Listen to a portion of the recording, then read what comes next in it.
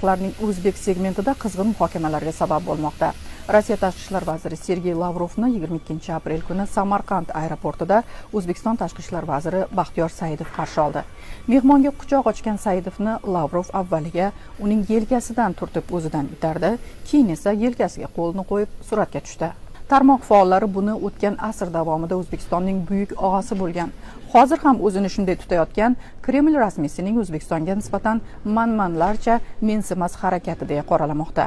Lavrov o'zini Chor Rossiyasidagi emissardek his qilyapti. Rafiq Nishonov shogirdini yaxshi tarbiyalamagan ko'rinadi. Rossiyaning ustunligi hududining kengligi, tabiiy resurslarini ko'pligi, armiyasida yadro quroli borligi, Ukraina bilan urushda ham yadro qurolini qo'llash bilan tahdid qildi. Kuchi faqat o'zidan kuchsiz davlatlarga yetadi. Lavrov hali ham sobiq SSR davrida yashayotganday, ammo u zamonlar o'tdi ketdi. Hozirgi O'zbekiston 3-renessans davrida. Birgina misol, 17 yoshgacha bo'lgan o'smir yigitlarimiz futbol bo'yicha Osiyoda tengsiz ekanini isbotladi. Endi to'g'risini aytganda quchoqlashib yoki egilib ko'rishish diplomatiya etikasiga to'g'ri ham kelmagan va kelmaydi ham.